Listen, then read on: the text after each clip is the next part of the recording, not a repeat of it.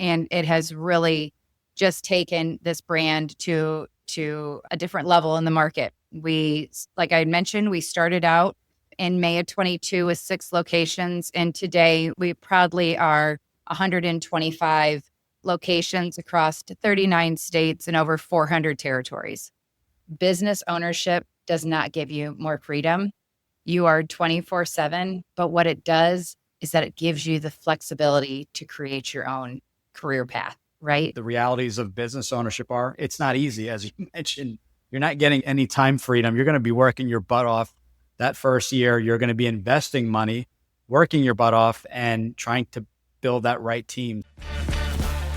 Welcome to the Franchise Freedom Podcast, where you can escape the corporate trap through franchise ownership. Here's your host, Giuseppe Grammatico, the Franchise Guide.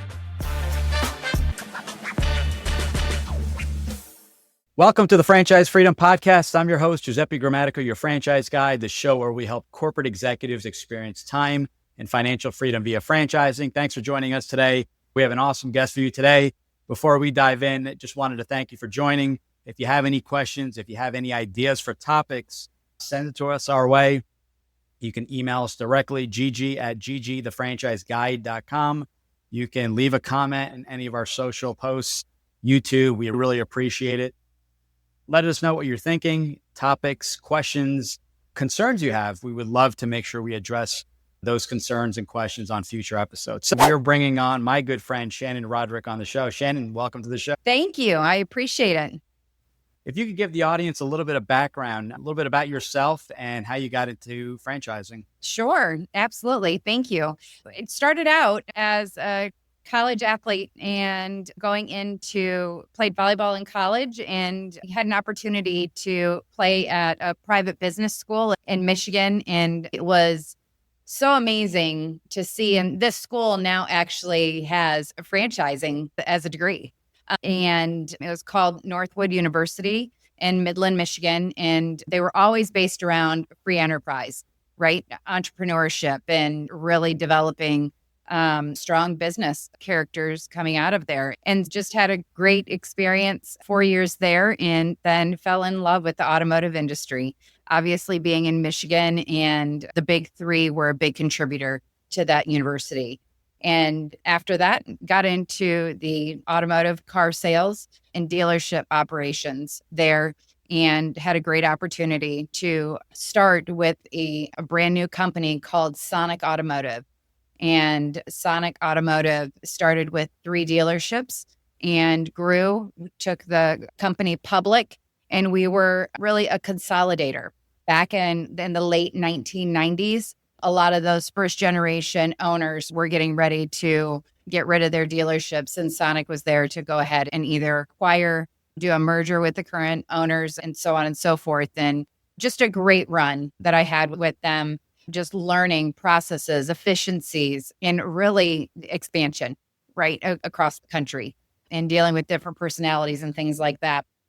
So that ended right before the fall of the automotive industry. Actually, in 2008, I had 2 young boys at the time, back to back, and knew that I couldn't be a stay-at-home, but I came from a long lineage of family business and started buying up companies in Charlotte. It was a great time to open up and buy companies because it was in the R word. It was in that recession phase. A lot of those businesses were undervalued, and we just started buying them up. And so a couple of them we were thinking about franchising, but then we really just stayed within the local markets, and still have one in business that my husband runs to this day in the hospitality industry, and sold off the other ones before COVID hit. Then how I got into franchising, to be honest with you, through all of those experiences in business, I always say it's COC. It was because of COVID. I really wanted to get into a needs-based and not so much. Those businesses that I had before were hospitality and retail. And when you come into something like this, it really gives you a clear vision of what you may not want to struggle through if something like that should happen again. And Headhunter had reached out knowing that I was back in the market after selling some businesses. And our founder, Alex Blair, Actually, I called him because I knew he had some interactions with a company that wanted me to come work for him. And I met Alex for lunch one day, and he was telling me about RestoPros and where he wanted to take it. And that lunch meeting turned into an interview. And I think with my past experience in streamlining, expanding, and really being able to put growth into a platform for a brand new company was just a great marriage for both of us. And started with RestoPros in May 22. We had 6 locations.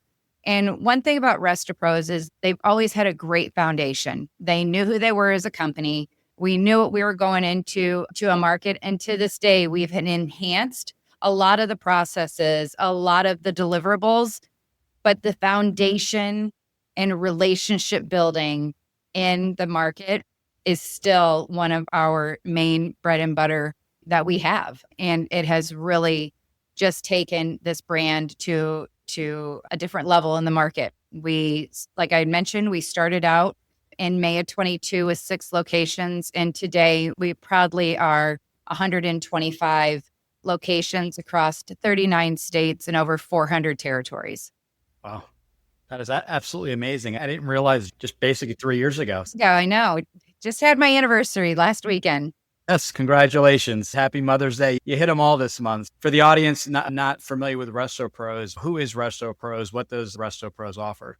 Sure. RestoPros is a mitigation company. Mitigation meaning there was damage. It might have been caused by water, fire, mold, smoke, storm damage. It could have been a bathroom overflow. It is where it just cannot be remediated with just a house fan or a towel. You're soaking up some damage or just removing it. It is really where we have to go in, remove the damaged material, dry out, get the structure, whether it's commercial or residential, into a safe environment. And then some of our locations take that service a little bit further. We always say we have to start out with mitigation, right? We've got to clear everything out. And some of our locations now have brought on rebuild to make sure that property can be restored to its original condition. With RestoPros, there was, I'm not sure of the date, and this is a question I had for you, but Be Rugged Brands.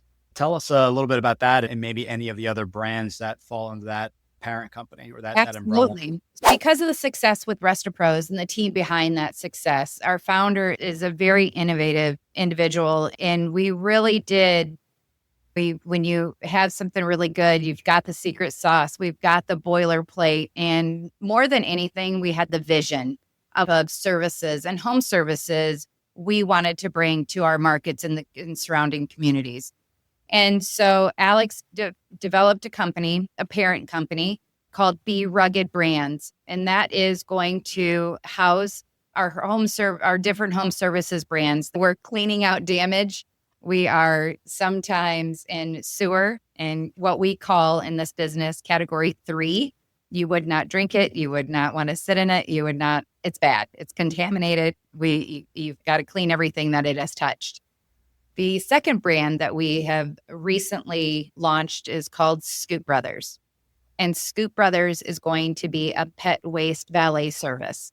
We are going to be able to service both residential and commercial, and along with pet waste removal, scooping it, if you so inclined to categories that we are able to put in the commercial pods that you see, the pet waste pods that go around, and we will be able to service those also with installation or maintenance on them. Awesome. It would Be Rugged. What is the plan, I guess, going forward? Is it you said, keep it all? Is it going to be, jokingly, you said the 2 brands, there's similarities between the 2. The cleanliness.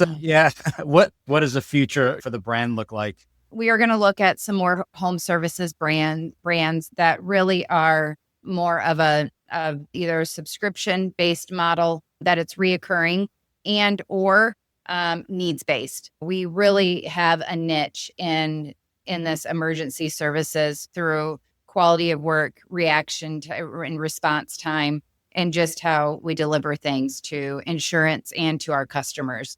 As far as estimates, quality of work, and really it's through documentation. We have just taken RestoPros and what we can build onto it to with technology. We've got Matterport where we scan the whole house and the property. And when's the last time you did inventory of your house? It is just it's a leave behind link that I know I haven't. Just being able, if something ever happened, we have some technology. If we did services at your house, that we would be able to scan and be able to store those or send you the link as a homeowner so that you had it after we were done. But really, and when it comes to Be Rugged, we really want to attract brands that are needs-based and that we can have multi-brands into a market, and hopefully potentially some of our owners they're adding to their portfolio if they like it. But I know that even with our current RestoPros owners, they trust, like, and respect the team that built RestoPros behind it. Same team is under Be Rugged. And we're just really proud of it. We're really proud of the services and the systems that we produce in these brands and the provide. Yeah, support is big, and we're going to talk about support and feedback here in a little bit. But going back to Be Rugged, we've had a couple companies where they essentially were representing 5 or more brands underneath their umbrella. What is the advantage to a potential franchise owner? So maybe they're typically starting off with one brand, which is usually what I recommend, especially most of the people listening here are corporate executives. Maybe they're making that leap for the first time into entrepreneurship. What are some advantages there? Is there any sharing of technology, marketing? You had mentioned teams, but what other advantages, even from the standpoint of being maybe the first to see the new brands that are going to be launched? Sure. We do have got a lot of shared services just with our marketing. We have a great digital marketing partner out of Atlanta that has really taken all 4 brands, Be Rugged. We've got RestoPros. We've got Scoop Brothers.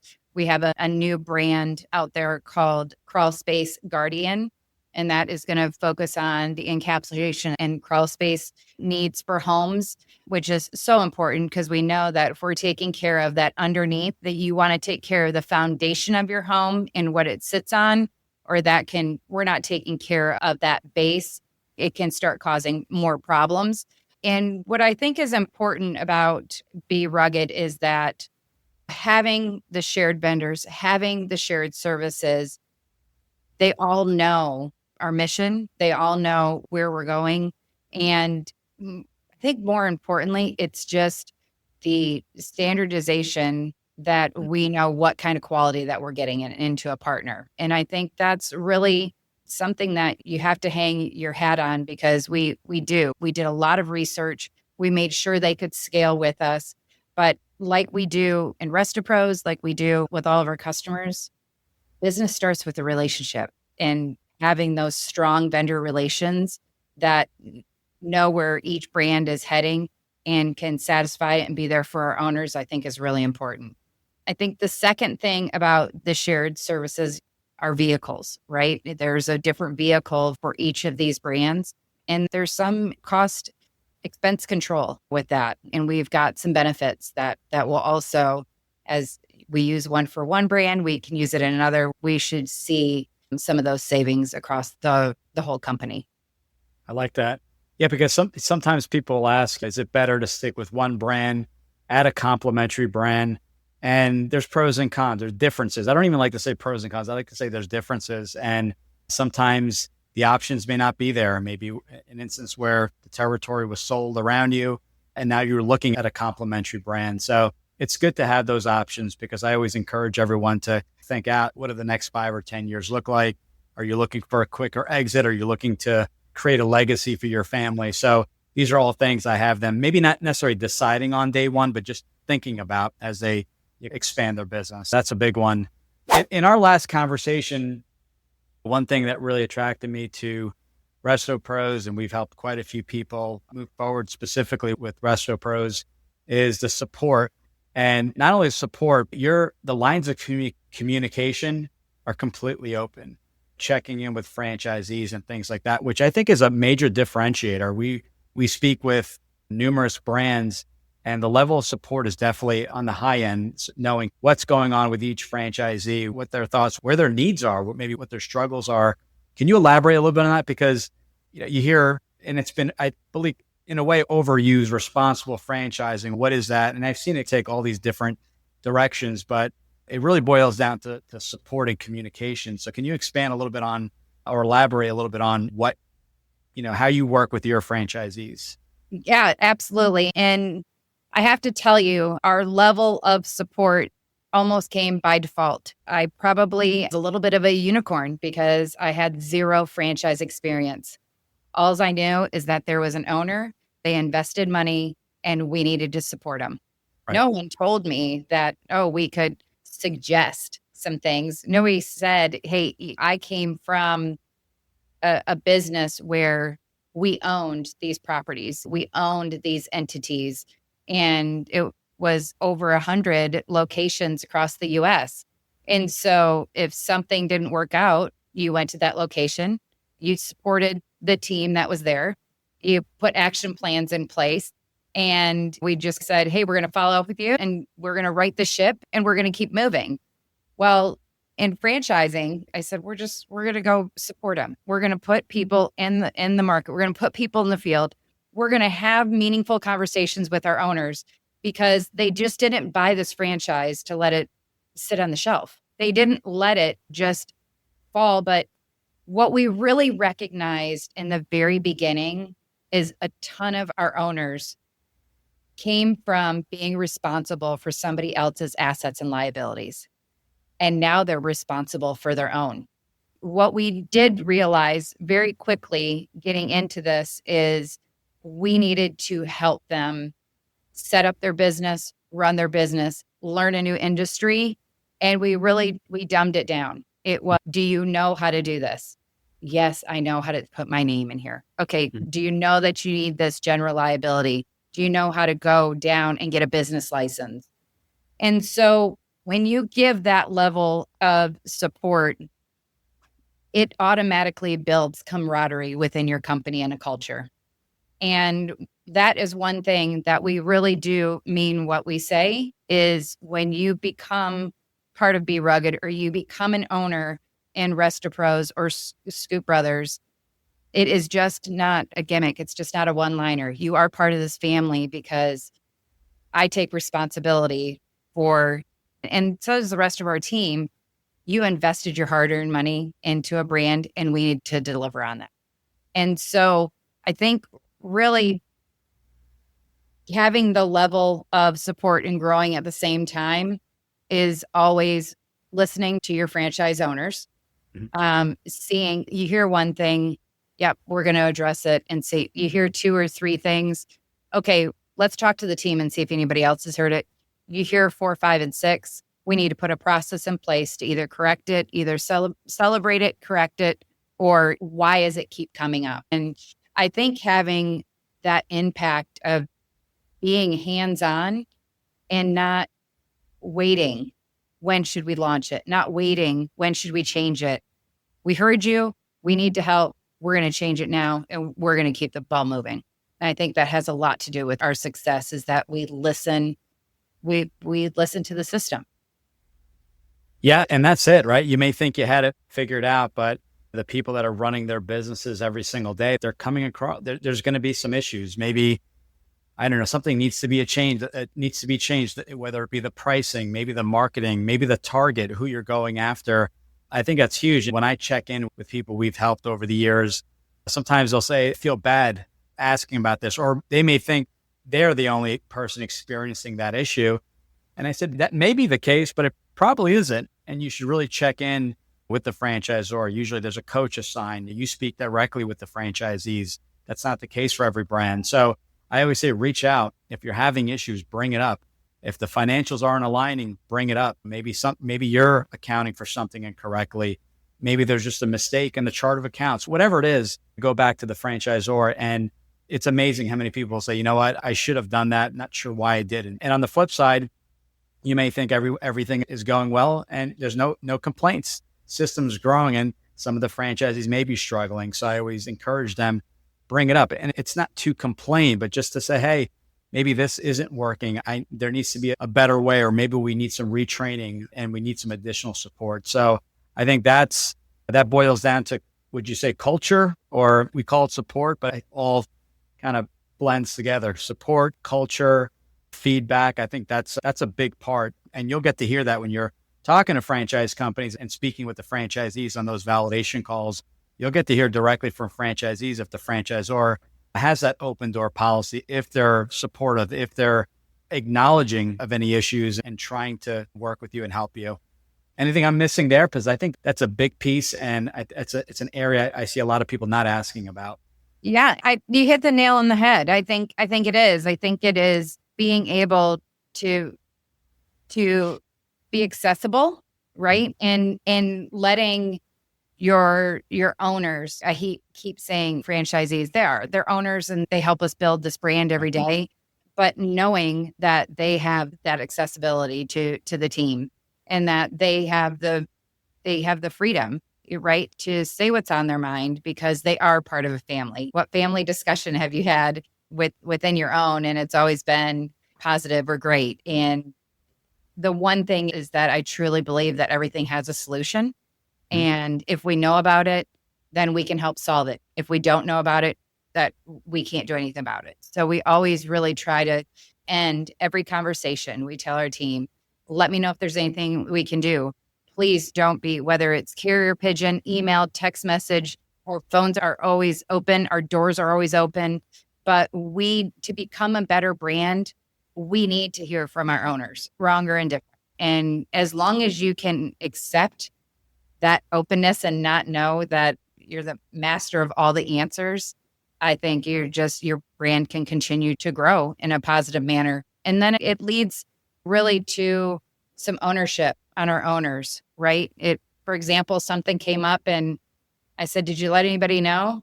No. Why not? I didn't know if it would really affect anybody. Actually, let's put it out there. You bring a problem to me, I'm going to ask our franchise performance directors. A lot of people in this world call them coaches, but they are responsible for between 30 and 35 locations per FPD in our organization.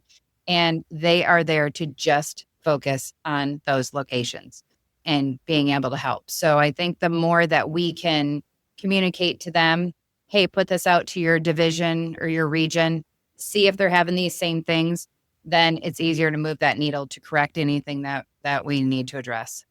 Love it. Yeah, it sounds so basic and so simple, but you guys do a really good job. And even prior to that, it's just, the anxiety levels are really high. You don't know what you don't know. I know when I started close to 20 years ago in franchising, there was all these things on my mind. Who do I hire? Who do I get for payroll? When do I set up my legal entity?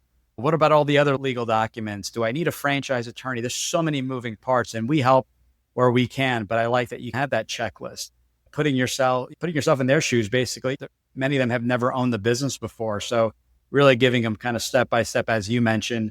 These are the things you have to do, and maybe not throwing it all on their plate.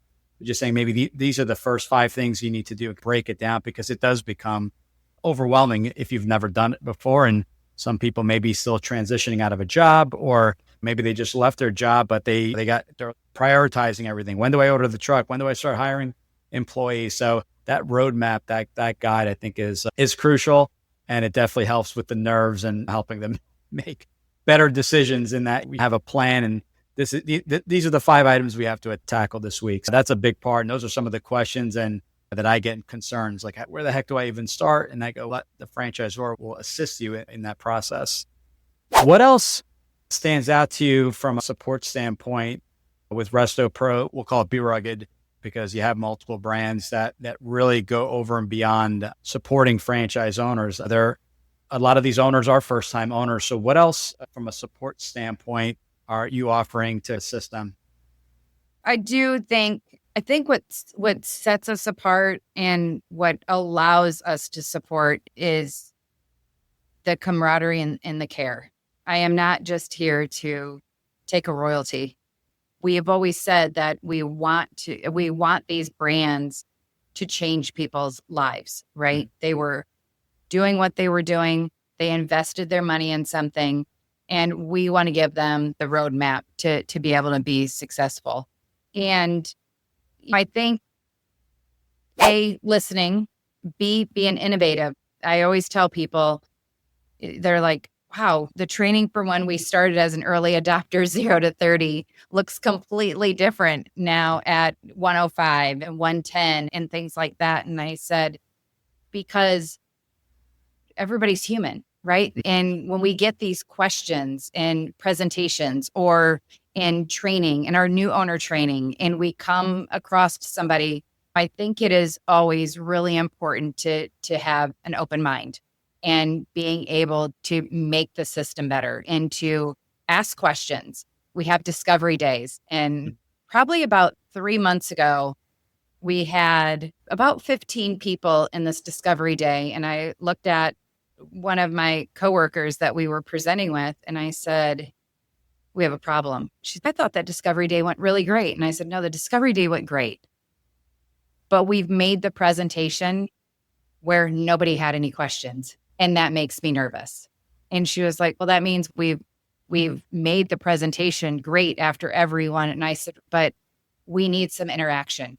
We need to be able to challenge some of these owners to get better with our presentation. Is it that we should be diving into more digital marketing and what our plan is for that? Should we be diving into what you want to look for in recruiting? Where that additional is. And I think if you have an open mind to keep challenging the system and yourself to become better, I think that support just falls in line of what we're providing our owners. If you stay stagnant, your owners are going to stay stagnant. And I don't think that's a good way to stay in market. I don't think that is a good way to build a brand. But more importantly, you got to be up with the times and know and have the flexibility to make some positive changes to retain more market share. I love that. That was great. I completely agree. People listening in, we mix up the topics of the shows. But one thing I always like to ask is if you can share some advice. So a lot of people are looking to make that first leap. So they've never owned the business. Maybe they had an Airbnb. That's been a common business theme. But what advice would you give to someone that is maybe sick of the corporate grind? They don't want to work for their employer anymore. They've explored business ownership, but are struggling making that decision or taking that leap. What advice would you give to that corporate person in that specific situation that is really scared to make the leap and leave that job? Sure. I think, and that's where I'm unique too, because I didn't get into this position by coming up through the ranks. And so a lot of the advice, a lot of the talks that I get to have with individuals is about making that leap. I was in corporate America in the automotive industry. Something happened where I said, man, I really love business. My family was in business for over 160 years, multi-generation. Yes, my sisters and I broke my father's heart when we left Michigan and came down south and didn't take it over. We were the last generation to kill it. But one of the things that I would always say is do your research. This is till I say this to probably some of your candidates that you brought to RestoPros, is don't rely on somebody else to tell you about the research in your market. If you are looking for a brand, go out. And I did that as a business owner. When I was looking at a restaurant or I was looking at a retail space, I would go when they first opened up. I would go during the slow times. I would go during a high peak time. Is somebody, if their operation only stayed open until 6? What did business traffic look like at 7? Was there more potential for me to expand? And I would say, A, do the research about the market and the brand that you're looking at. B, remember, and this is something that I always pause when I hear, why do you want to become a business owner? And they immediately say, I want more freedom. I will tell you now, folks, business ownership does not give you more freedom. You are 24/7, but what it does is that it gives you the flexibility to create your own career path, right? And for your family, for you, for any legacy, it gives you that flexibility because, like we always say, you are going to do it one way because you were investing the money in it. Somebody else is going to work for you.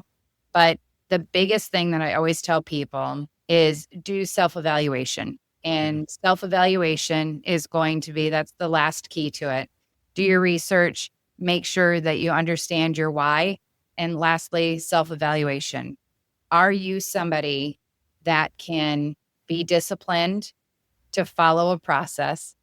Are you someone that can hold and articulate expectations? And then lastly, are you able to hold people accountable to your expectations and be disciplined? Again, it's a full circle. It comes around. It's not bad if you don't like to stay within some guardrails. It's not bad. It's just, I think each business owner needs to know their strengths and their weaknesses and be able to build a team around all of those different qualities. Yeah, I love that. It's franchise ownership. You don't need experience necessarily in the industry. The franchisor can teach you, but ultimately, what do you bring to the table? What's your role? What's that transferable skill set? Coming from Wall Street and you're getting into the restoration business, sure. If you're an extrovert, if you're great at networking and can manage teams, franchise ownership, that added layer, I always say you have to make sure you can follow systems. We're not buying the McDonald's of the world to change their menu, but if you're open and honest and what do you want, what are you looking to create? What do you bring to the table? There are no right or wrongs. Sometimes it's more importantly than anything else. I want to make a lot of money, but I do want the flexibility to, for me, become a soccer coach and coach the kids' games. And I don't think I've missed a game ever since my son was 4 years old, or my daughter's Girl Scout events and music and things like that. Jot those things down. There's no right or wrong. I always get the what ifs. Depends. At the end of the day, what do you anticipate or what do you envision your ideal business being, from the role to the people you're doing business with, to the people even you employ? Are you okay? Do you want the system, I always say, built for you, or do you want to build it from scratch? These are also questions to help you figure out if a franchise could be a good fit, but these are all valid things. You don't have to do research. You really have to look inward and figure out, am I okay with this? The realities of business ownership it's not easy. As you mentioned, you're not getting any time freedom. You're going to be working your butt off that first year. You're going to be investing money, working your butt off and trying to build that right team. I think being honest and setting the expectation, and some of the people will filter themselves out and say, you know what, the timing isn't right, or I'm not willing to take the risk. And then you got to go back to that why. If the why is strong enough, then you have to figure out, will my current job get me to this why? And that why is not missing the games and the family events. That why has to be very strong because there's going to be ups and downs. Business ownership is cyclical. I always stress that. And people just want to dive in and talk about brands. And I'm like, we're going to get into all that. And I know they get super excited. What do you got? Show me what you got. And what are they? Restaurants, non-restaurants? You want to get clear on that. Once you have the foundation, we can figure out. I think finding the brands is actually easier than people think. The hard part is getting people to open up and being honest with themselves as to what this vehicle, what they're looking to get from this vehicle, I guess is what I was trying to say. I get really excited about that because people want to dive into the brands on the first call. And I'm like, I know nothing about you, let alone, even if I did, we would still have to see what's available in your market. Did I miss anything there? Because this is such a crucial part of this whole process that people just glance over it and just dive in, and I call it settle. I don't want to work nights and weekends, but I'm going to buy a restaurant because I love the sandwiches at this franchise or the burgers here. And they don't realize, okay, you're open 7 days a week, holidays, weekends. You got a lot more employees. You have a lot more turnover. I feel like, I don't know, I talk about it all the time, and then I'll get on that first call and people want to dive in and talk about the brands available in the market. You take such a great, and a lot of even your counterparts, you take such pride in really the research that you do in brands, and you want to be able to guide those folks. I remember you saying, listen, I only give people a couple of brands because I don't want to get them overwhelmed. I find out their why. I find out their likes, because if you don't like what you're doing, I can't give you a brand that you're not going to, or an industry that you're not going to. You wake up every day and, you don't like dirt and you have a landscaping company. That's not going to be a good fit. I love that aspect of you're also doing the research on that individual and trying to make sure that you can present brands that make sense and be able to give them the full scope. I think if you give somebody 20 brands and it's all over the board, That's that a lot. needle's not gonna be able to move. So I would say that. Another thing that I would say too about franchising and going from working for somebody else to working for yourself is the why is important, but it's also what are you looking to get out of it? And I that's what makes Be Rugged really, really special because we know not one size fits all. It just doesn't. There are so many different people and there's so many different behaviors and personalities and things like that. We really do. We start out owner operator. We have an option for semi involved.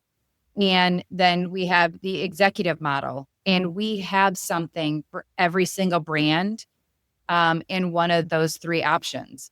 And we go through that from the very beginning with our prospects. We'll say, hey, we know you don't know everything about this brand, but right now, today, if we were to award you something, what would you do? How would your business be structured? Right. Well, I'm in this job. I need the business to get up here. Okay, now we know your goals. Instead of you need to be in the market seven days a week from 7 a.m. until 3 p.m. We're going to help you build a team to fill that role because you're not going to be able to do it if you're semi-involved. I think it's important to be able to listen to our owners. And one thing that I will tell you I've learned is to be absolutely transparent in your business because we have such a long relationship with these owners.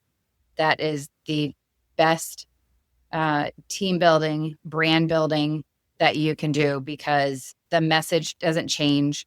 They come through and you're there to be really guiding them. But that is what I mean when we say RestoPros Foundation. We've never changed the foundation. We want you to go out and build relationships. That starts from our vendors to our customers. And that model, I think, is just important to be transparent. When they get into the system, they're gonna find out if you weren't anyway. Yeah, you're right. Exactly. This is what 10-year agreement, right? Usually this is a marriage. This is something long-term. You need to be really clear and you guys do a great job. Who is our ideal? Who's our franchise avatar? If some brands need you to be full-time and you're like, I'm keeping my job the first year, that's great. This is just, maybe this isn't going to work unless you have the opportunity to really leave that job, but that role has to match who that franchise avatar is. Sometimes I've seen brands struggle with that. Semi-involved, not semi-involved. They're not very clear. So being very clear on that end, that way it's, hey, maybe RestoPros isn't the best fit for you, but Scoop Brothers may be the better fit or vice versa. And that's another advantage of working with a parent company that has multiple brands. So I think it's a major advantage. With that being said, I always like to end the shows with a fun fact. So I don't know if you remember what you put on the forum, but fun fact. Yeah. And what is that? Because this one I like an add-on to yours, but I'll let you go first. I do. It is a fun fact is I enjoy skiing, water and snow, but a fun fact in my younger days, literally slalom course every day. Wow.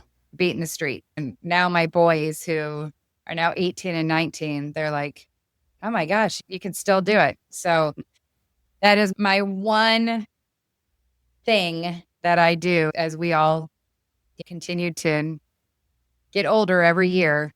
I still continue to do the thing that I've done since I learned how to ski when I was 4 years old, water ski when I was 4 years old, and still do it every summer, every opportunity. That's awesome. Yeah, skiing. I'll throw a fun fact at you, and a reason you'll probably never, ever invite me skiing is that I went skiing. I'll be 47 this year. I went skiing 2 years ago for the first time in Vermont with a good friend of mine. And I was on probably my back or my butt the whole time. I I don't give up very easily, but I gave up on skiing that first day. So maybe one of these days, maybe I just needed some extra guidance or coaching, but I literally had kids skiing around me as I'm on the kiddie slope on my butt half the time, or pretty much the whole time. So that's my little fun fact to skiing. But I've always envied people like, wow, this is absolutely unbelievable. My son, who was 15 at the time, picked it up immediately. He's an athlete. And I've never been so frustrated before. Ended up drinking coffee the entire day watching them go down the slope. So if you have any tips, definitely send them our way. But I think I'm going to give it one more shot, and then that may go. I may just I think it's so funny because growing up in Michigan, all of our snow hills up north were built around golf courses, right? When the golf courses weren't used in Michigan, we would bump out some hills and things like that on the fairways, and that became our ski hills. Right. So then moving down to North Carolina, we have a mountain that is about 2 hours away, and it's 5506, right? It's elevation, 5506. It's a little bit higher than what we would see in Michigan. And then we ventured out west. Never skied in North Carolina again, because I think just learning out there and continuing, it was a game changer for us and our family. So I give it another shot. Okay. I've got faith. You have faith. Okay. You haven't seen the video. I wish someone took video, because after the video, you'd probably say, you know what, maybe not. But well, we're going to give it one more shot. I promised my son we'd go out one more time. But I do appreciate you coming on the show. This was really fun. I jokingly said, wish we recorded the first conversation. We were covering quite a few topics, but looking forward to you bringing back on and keeping us with updates, right, on Be Rugged, additional brands that are coming to market. Looking forward to that, and looking forward to seeing you soon in Cincinnati. Absolutely. Thank you so much for the time. I appreciate it. Thanks. It was great. Take care. Bye-bye. Thanks for tuning in. If you want to learn how to make the transition from corporate to owning your franchise, join Giuseppe on the next episode. You can also follow on all social media platforms and achieve financial and time freedom today.